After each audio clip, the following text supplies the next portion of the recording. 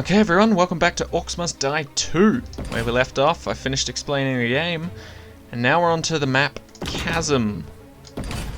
So, a little expedition. Anyway, why'd you send all those orcs through the rift? Exposition. The Order mages were weak and old, unwilling to rule as they should. The orcs were a tool to carve away the corruption and filth. So, major power trip, huh? I got it. Alright, little bit of exposition is what I was trying to say, but it happened too quickly. The game's just too good at loading. Right, so, we've added Brimstone into our defense now, and we are coming up against Kobold Runners, a new enemy, fast enemy who sprints for the rift. So, this Brimstone, I believe, should one-shot them, but as you can see, that's the exit, and there's an entry point there, and over there. And I didn't mention this, but there are train tracks, as you can see in the top right corner of the map. And there is a minecart switch, which you can activate, and if you look at the top right corner of the map and the green line, you can change the direction that the minecart goes, and it does deal some damage. So you can try and set up traps around it to try and make them run into the minecart. It does quite a bit of damage for just a simple minecart driving around on the tracks. Alright, so essentially I want to put these Brimstone guys right at the back here. Burn, orky, burn! Just in case something slips by. Now, hopefully nothing does, but in the case that it does happen, we've got backup defenses. And just for now, we can start setting up things like arrow traps. Alright. Let's get this started.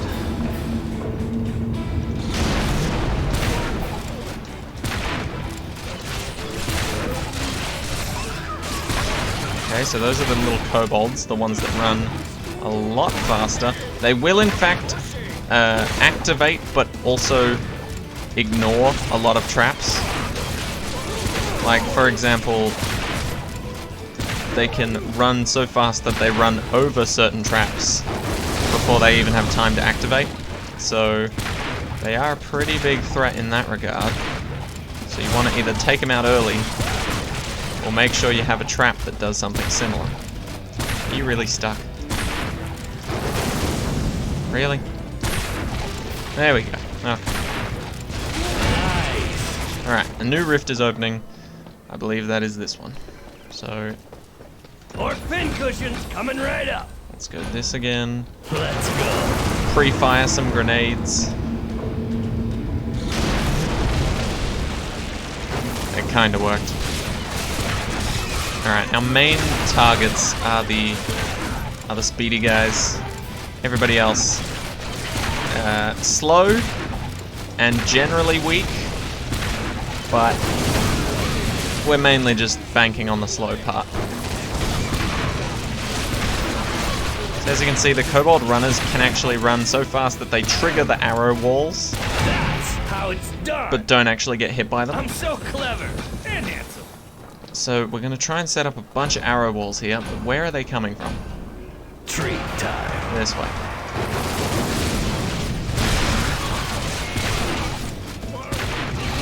Usually what I aim to do in Orcs Must Die 2, if there's two different ways they can come from, is put all of my defenses on one side so that it can handle itself, or try and funnel everybody into one big group.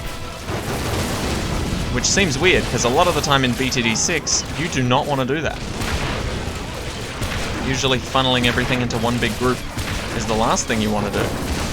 But in this case, it's a pretty solid strategy. So like, for example, if I just defended the bridge, that wouldn't be a half bad idea. Weirdly enough.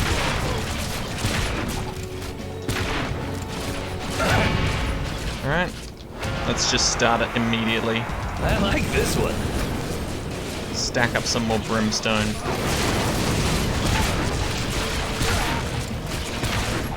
Because we do, in fact, get a bonus skull if we finish on time, or in less time than the game thinks we will. Mass orc killing. which is what we failed on last time, but we can always go back and 5 skull every level. There's no problem there.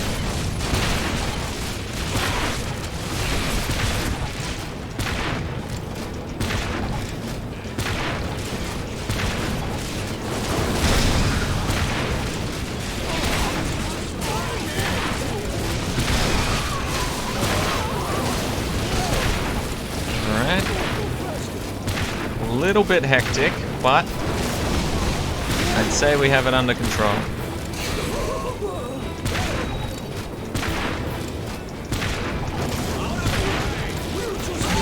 Come on. There we go. Problem solved.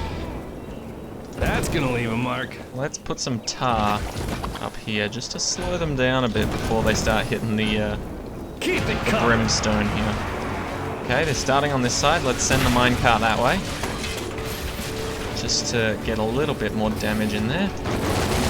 Try and hit them onto the minecart track. That is pretty much an entire strategy for certain levels.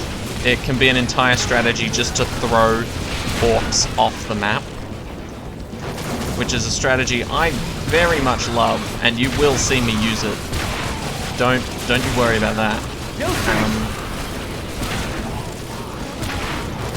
But yes, that's probably one of my favorite strategies, because it does not require you to actually shoot a lot of the time.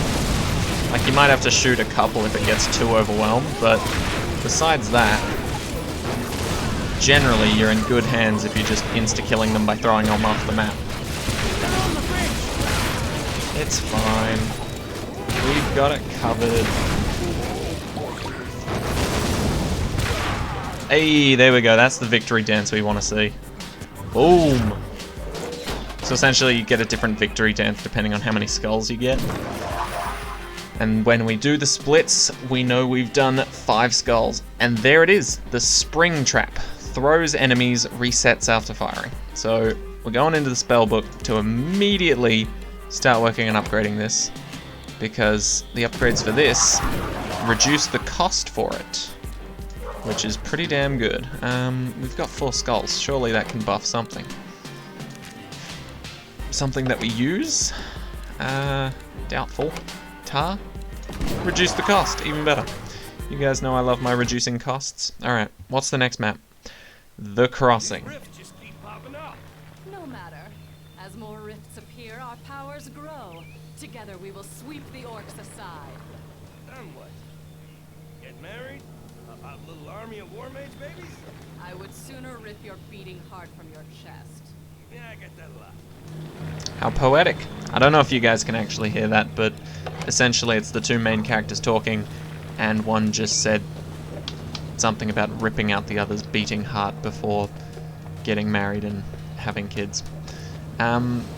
Anyway, this is one of my favorite maps because it purposely, I swear they planned this, it purposely introduced the spring traps right when there's a map where you can just fling them straight off the edge into oblivion. So that's essentially what we're going to do. This'll be fun. Now, some people may think that just filling up this whole row with spring traps Treat time. might not necessarily work because of the resets. Oh, I forgot there are crossbow orcs.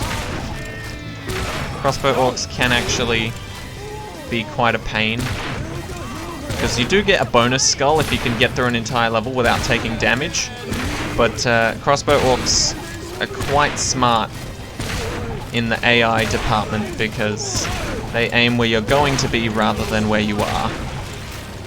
Alright, let's just see these spring traps in action. Just so you guys can fall in love with them, as I have. So essentially we're just going to fill up this whole bottom layer with spring traps. We're not going to do the same for the top though, because if we do, there is a chance we just fling them over there, and that may not be too much of a problem because we have spring traps over there, but it can sometimes mean that bad guys will sneak through accidentally. Bye bye, evil little guys. Easy enough. And at some point in time, we will get what I like to think is the best item in the game. But we have to play through the story mode a little bit more to get there. Alright, there we go. So let's...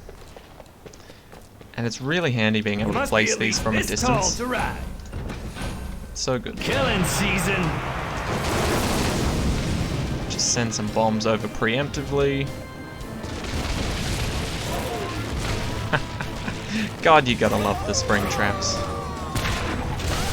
Alright, we need to actually defend the top layer, so we're gonna trust the bottom layer to do its job.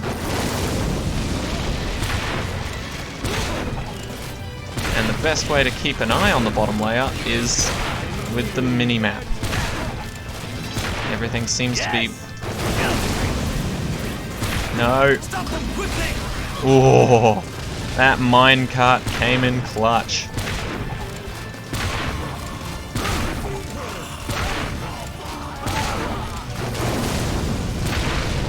So, much like heroes in BTD6, in the early rounds, you can literally just take care of an entire wave by yourself, which is quite nice. This one. So, what I like to do here, now you might think this is a bit mean and a bit torturous, but at the very end I like to put spring traps facing that way, so they have to run the gauntlet again if they really want to get through and actually pass all the defense. So, we're going to set up casual wall traps here, and let's keep it going. Once again, we got our upgraded blunderbuss, so this guy's going to keep falling over every time we shoot him. Why do we always manage to break the earth elementals?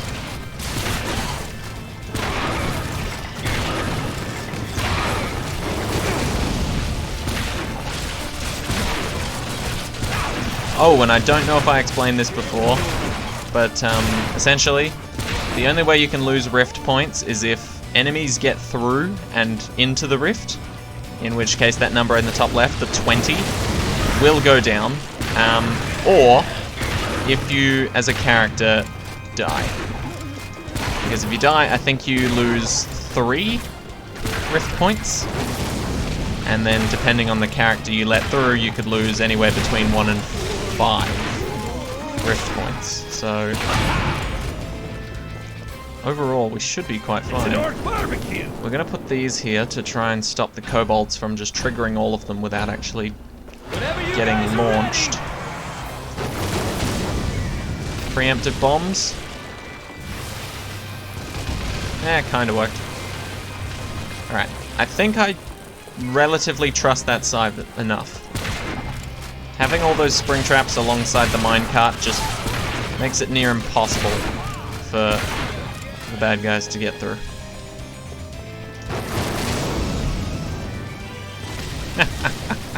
God, I love this gun. Alright, let's watch them try. Now, I know this could be dipping into, like, our time. Like we might not reach our goal of part-time. But let's face it, it's just hilarious to watch. It's so good. My opinion, Springtrap, one of the best traps in the game. The entertainment value is just too high to ignore. Alright. I like this one. Alright. I think that'll be good for arrow traps. Bring it! I just like to launch bombs over there to help out with the situation in a small way. Like, I know it doesn't actually help out a lot, but any damage is good damage. Look at this guy. Dumbass. Oh man. This is such a satisfying game to play. Like, if you're bored and you just want to have a fun time, this isn't too challenging, and quite often you will just be flinging orcs off the map and laughing at them as they try so very hard to run past your defense. You just have to watch out for the big guys, because they cannot be flung by the spring traps just yet. We will have to buy an upgrade for that.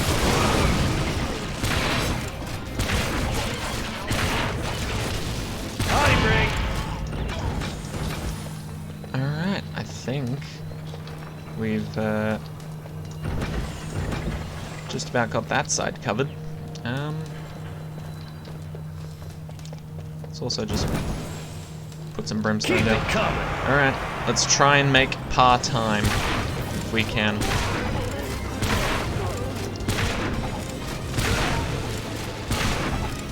But at the same time... oh, it's just so fun. Ow! Stop it. There we go.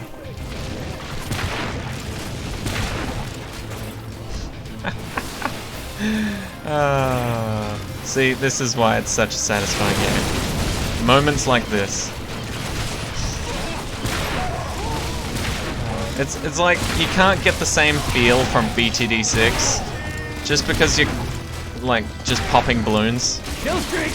Like, don't get me wrong, taking down like a Moab or something really quickly is very satisfying, but it's not as satisfying as watching an orc corpse just ragdoll through the sky.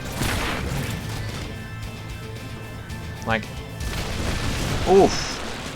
All right, we didn't get our. Oh wait, we did. We got our 5 stars. Dope. All right, man, this actually flew by. All right, so we do unlock the Dwarf Guardian, and Guardians are another type of trap, so to speak, except they're people that you can place. So we've got the Dwarven Guardian up there, we've got the Paladin Guardian, and we've got the Archer Guardian that we will unlock a little bit later. I think those are the only 3 actual Guardians. There's a decoy, but that doesn't count.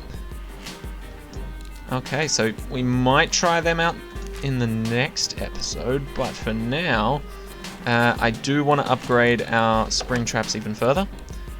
I want it to sometimes flip heavier enemies. I think that's the good option. See, with these unique options, sometimes they're both just as good as each other, but you can only have one of them equipped at a time for each trap or weapon. So, very sad, but we've got to settle. Alright, so that was Chasm and the Crossing. We managed to 5-skull both of them. Up next will be Big Valleys and who knows? So thank you guys so much for watching. This actually went by pretty quickly. Let me know how you guys are liking the series, and if you guys want to see a lot more of this, or if you don't mind either way. So thank you guys so much for watching. Hope you all enjoyed. I'll see you all in the next one. Take care, guys.